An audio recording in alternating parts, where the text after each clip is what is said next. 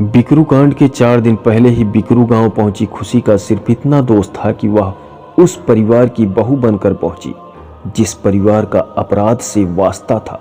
खुशी को क्या पता था कि उसकी शादी की खुशियां मात्र 4 दिन की है।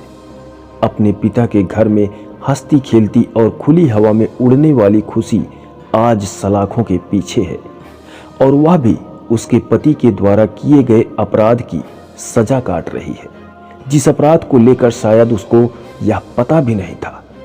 2 जुलाई 2020 की रात जहां पूरे गांव में गोलियों की आवाज से दहशत फैली हुई थी, तो वहीं 4 दिन पहले बहू बनकर पहुंची खुशी को इस बात का पता भी नहीं था कि घर के बाहर से आ रही गोलियों की आवाज उसके जीवन को बदल कर रख देगी और उसकी खुशियां गम में तब्दील हो जाएंगी।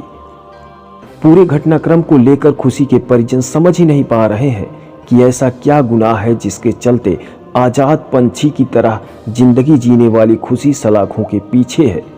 और परिजनों के मन में ऐसे बहुत से सवाल हैं जिसका जवाब किसी के पास नहीं है, लेकिन उनके सवाल कहीं न कहीं पुलिस पर भी सवाल खड़े करते हैं।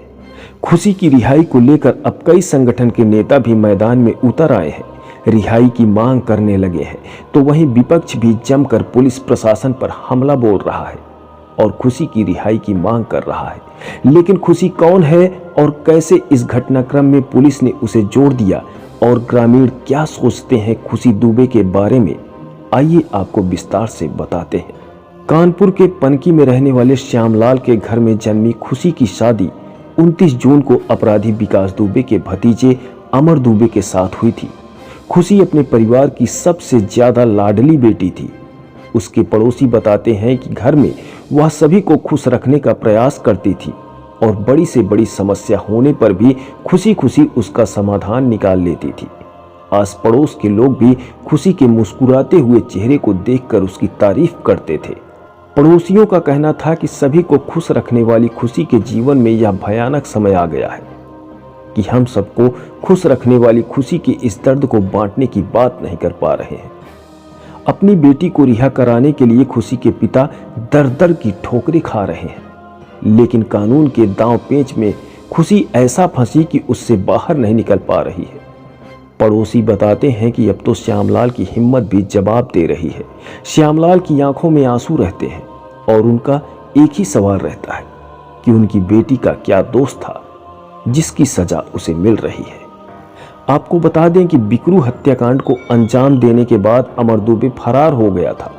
बीते वर्ष 8 जुलाई 2020 को हमीरपुर के मौदाहा में एसटीएफ और अमर दुबे के बीच मुठभेड़ हुई थी, जिसमें अमर दुबे मारा गया था। लेकिन उससे पहले उसके गांव से उसकी पत्नी खुशी दुबे को पुलिस ने हिरासत में ले लिया था, और जब परिजनों ने इसका विरोध किया तो पुलिस ने यह कहते हुए परिजनों को शांत कराया था कि अमर दुबे के गिरफ्तार होते ही उसे छोड़ दिया जाएगा। लेकिन अमर दुबे के एनकाउंटर के ठीक बाद पुलिस ने खुशी दुबे को भी बिकरू हत्याकांड की साजिश में शामिल होने का दोषी बताकर जेल भेज दिया, जिसके बाद से लगातार उसके परिजन उसके निर्दोष होने की बात कहते चले आ रहे हैं। लेकिन आज भी खुशी सलाखों के पीछे है। 29 जून 2020 को शादी के ठीक बाद वह बिकरू पहुंची थी। ऐसे में उसके बारे में गांव के लोग भी ज्यादा कुछ नहीं जानते, जिसके चलते अभी तक पुलिस उसके खिलाफ एक गवाह भी तैयार नहीं कर पाई है जो यह साबित कर दे कि उस रात घटी घटना में खुशी दुबे ने अपने पति के साथ मिलकर साजिश रची थी। माना यह भी जा रहा है कि शक के आधार पर पुलिस ने खुशी दुबे को जेल तो भेज दिया, लेकिन अब खुशी दुबे पुलिस के लिए ही कांटा बन गई है, जिसके चलते पुलिस पूरा प्रयास कर रही है कि खुशी दुबे की जमानत ना होने पाए, क्योंकि कई ऐसे अनसुलझे सवाल हैं जिसका जवाब सिर्फ खुशी दुबे के पास ही है। और अगर वह जेल से बाहर आ गई और अनसुलझे सवालों का जवाब खुशी ने दे दिया तो इसमें कई प्रशासनिक अधिकारी भी जांच के दायरे में आ सकते हैं। अपराध से जुड़ी हर एक खबर के लिए अभी सब्सक्राइब करें न्यूज पीबीएच।